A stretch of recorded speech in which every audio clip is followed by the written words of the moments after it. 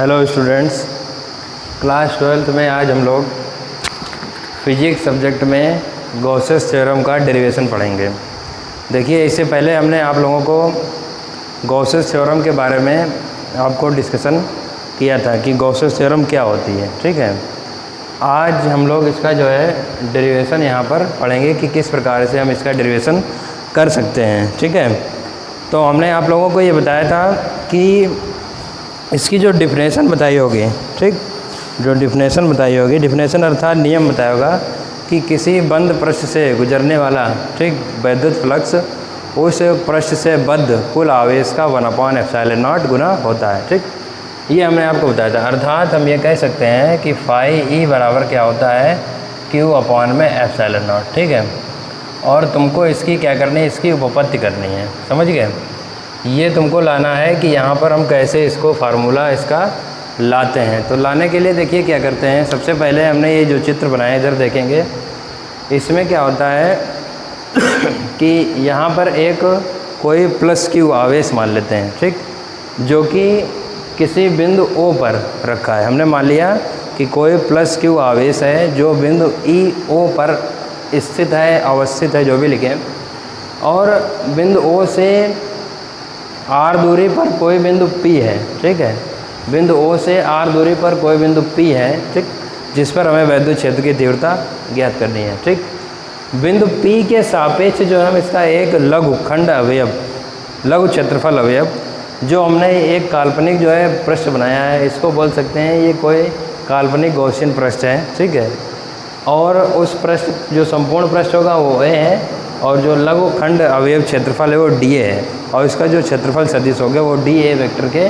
बराबर होगा। ठीक है, यहाँ पर देखेंगे, यहाँ पर जो क्षेत्रफल वेक्टर E है और DA, ठीक है, DA है, इसके बीच का कोण हम थीटा मान लेते हैं। ठीक, इतनी लैंग्वेज आपको लिखनी है कि माना कोई बिंदु प्लस क्यू आवेश है, बिंदु O पर स्थित है, बिंदु O से R दूरी पर कोई बिंदु P है, जिस पर हमें वैद्युत क्षेत्र जहाँ पर वैद्युत क्षेत्र की तीव्रता जो है हमें निकालनी है। ठीक, इस बिंदु पर कितनी हो सकती है। ठीक, और उसके सापेक्ष जो अल्पांश क्षेत्रफल अवयव होगा, उसके सापेक्ष क्या होगा, हम ये अल्पांश लघु क्षेत्रफल अवयव काट लेते हैं, उसमें जो है उसका जो E होगी और DA वेक्टर होगा, हमने बताया था वो अभिलंबवत बाहर की ओर होगी जब फ्लक्स पढ़ाया होगा। ठीक, तो वही जो है जो बाहर की ओर दिष्ट फ्लक्स होगा उसका मान हमको यहाँ पर ज्ञात करना है। तो सबसे पहले क्या करते हैं, सबसे पहले हमने आपको बताया होगा कि प्लस क्यू, एक बिंदु आवेश के कारण वैद्युत क्षेत्र की तीव्रता का सूत्र क्या होता है। लिखेंगे प्लस क्यू आवेश के कारण, प्लस क्यू आवेश के कारण, ठीक, वैद्युत क्षेत्र की तीव्रता, वैद्युत क्षेत्र की तीव्रता। देखिए क्या बताया था, R दूरी पर अगर स्थित है तो इसको हम लिख सकते हैं E बराबर 1/4πε0, ठीक, और Q/r²। ये सबसे पहले हमने आपको जो है एक डेरिवेशन कराया होगा कि एक बिंदु आवेश के कारण वैद्युत क्षेत्र की तीव्रता का क्या सूत्र होता है, उसका हमने मान आपको बताया था, इसका डेरिवेशन भी बताया गया था। ठीक, यहाँ पर प्लस क्यू आवेश है, R बिंदु पर, R दूरी पर कोई बिंदु P है, ठीक, वहाँ पर हमने निकाल लिया। ठीक है, अच्छा, इसकी दिशा भी हमने बताया था, इसकी जो दिशा होगी वो O से P की ओर होगी। ठीक है, इसकी दिशा होगी वो O से P की ओर होगी। ठीक है, इतनी चीज़ क्लियर होगी। दूसरी चीज़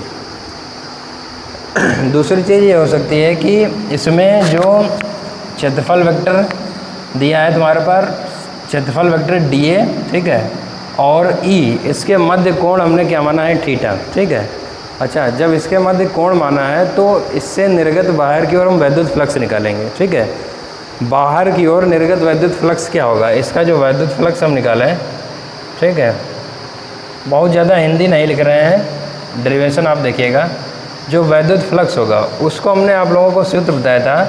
चूँकि हम ये अल्पांश लंबाई के कारण कर रहे हैं तो इसको क्या लिखेंगे, d फाई E बराबर E डॉट DA। हमने आप लोगों को पहले जो है इसके विषय में बताया था। ठीक, अब चूँकि इसके बीच का कोण अगर थीटा है, ठीक है, तो d फाई E बराबर क्या होगा, E DA cos theta. Cos theta क्यों होगा? क्योंकि ये जो इसका डॉट प्रोडक्ट है और डॉट प्रोडक्ट में हमेशा रेशियो जो आता है वो कॉस का आता है। ठीक, अब देखिए क्या करेंगे, चूँकि हमको मालूम है कि ई की वैल्यू जो है हम यहाँ से निकाल चुके हैं। ठीक, तो जो डी फाई ई इक्वल होगा वो यहाँ पर अगर हम ई की वैल्यू रख देते हैं तो ई की वैल्यू क्या होगी? 1/4πε0। ठीक, और क्यू अपॉन में आर स्क्वायर और यहाँ पर लिखेंगे D A cos theta. Clear है कि नहीं?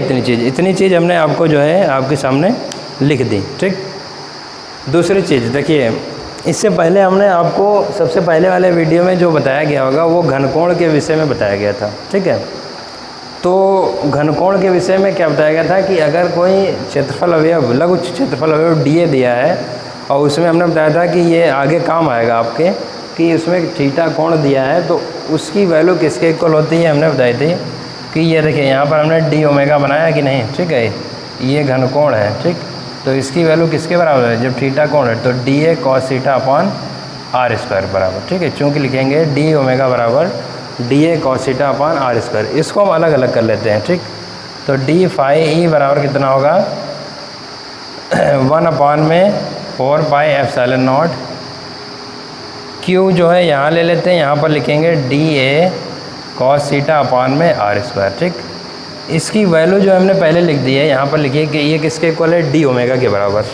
तो डी फाई ई बराबर हम लिख सकते हैं 1/4πε0 क्यू इंटू डी ओमेगा। ठीक है, इतना जो है हमको जो है लगता है आई थिंक सभी को जो है ये समझ में आया होगा। ठीक है, ये जो हमने चीज़ें निकाली हैं वो तुम्हारे जो है लघु क्षेत्रफल अवयव जो लघु खंड कह सकते हैं जो डी फाई ई दिया गया था उसके कारण जो चीज़ें आई हैं वो हमने आपको निकाली है। ठीक है, अब देखिए यदि हम इसका हम इतना पार्ट के कारण निकाल रहे थे। ठीक, यदि हम इसका संपूर्ण क्षेत्र लेते हैं। ठीक है, संपूर्ण क्षेत्र हमने बताया था कि कोई भी अगर राशि दी होगी तो हम उसका जो है होल इंटीग्रल करते हैं। ठीक है, क्या करते हैं? Whole integral. ठीक है, देखिए होल इंटीग्रल में क्या करें, यहाँ पर लिख सकते हैं कि संपूर्ण पृष्ठ के कारण, संपूर्ण पृष्ठ के कारण। ठीक, तो संपूर्ण जो पृष्ठ के कारण होगा उसमें क्या करेंगे, यहाँ से हम इसको दोनों तरफ इंटीग्रल करेंगे। ठीक, इधर देख लीजिए। ठीक, यहाँ पर क्या करेंगे, यहाँ पर दोनों तरफ हम इंटीग्रल करेंगे। तो इंटीग्रल करने में क्या होगा, देखिए ध्यान दीजिए, यहाँ पर हमने लिखा whole integral D phi E. ठीक है, इक्वल ये कांस्टेंट है 1/4πε0 क्यू। ठीक, और इस पर जो हमने होल इंटीग्रल लगा दिया डी ओमेगा। ठीक है, इधर हमने क्या किया कि whole integral D phi E बराबर 1/4πε0 क्यू और होल इंटीग्रल किसके बराबर हो जाएगा? डी ओमेगा के बराबर हो जाएगा। ठीक, अब देखिए डी ओमेगा जो होगा वो होल इंटीग्रल हो गया। यहाँ से क्या होगा, यहाँ से जो इसकी वैल्यू निकलेगी वो फाई ई के इक्वल। ठीक, दूसरी चीज़ इसकी वैल्यू किसके बराबर होगी? देखिए हमने ये वाला भी घनकोण में जब बताया था तब बताया था कि जो उसका संपूर्ण पृष्ठ के कारण जो घनकोण होता है वो 4 पाई के इक्वल होता है। ये जब हमने डिफरेंशियल घनकोण की लिखाई है सॉलिड एंगल की, पहले वीडियो में आप देखेंगे जहाँ से हमने ये चालू किया गॉसेस थ्योरम वाला, उसमें हमने बताया था कि ये 4 पाई के इक्वल होता है। जो होल इंटीग्रल होगा डी ओमेगा का वो किसके इक्वल हो जाता है? 4 पाई के इक्वल होता है। ठीक है, बस सिंपल सी चीज़ है। अब यहाँ पर हम क्या रख देंगे 1/4πε0 क्यू इंटू 4 पाई। 4 पाई से 4 पाई काट दिया तो यहाँ पर बचा पाई ई बराबर क्यू अपॉन में एप्सिलॉन नॉट। ठीक है, समझ रहे हैं कि नहीं? तो ये जो आ गए ये आपका क्या हो गया, ये आपकी गॉसेस थ्योरम निकल के आ गई।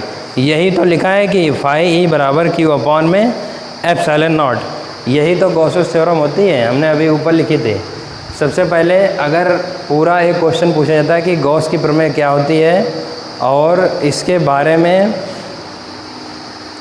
इसकी उपपत्ति कैसे की जा सकती है इसके बारे में व्याख्यान कीजिए, तो सबसे पहले इसका नियम लिखेंगे। नियम में हमने बताया था इसमें कि अगर कोई बंद पृष्ठ के कारण गुजरने वाला वैद्युत फ्लक्स है वो पृष्ठ के कुल आवेश का 1/ε0 गुना होता है। ठीक है, उपपत्ति करने में क्या होगा, उपपत्ति करने में सबसे पहले बिंदु आवेश के कारण वैद्युत क्षेत्र की तीव्रता निकालते हैं और फिर वैद्युत फ्लक्स निकालते हैं जो अल्पांश लंबाई के कारण होगा।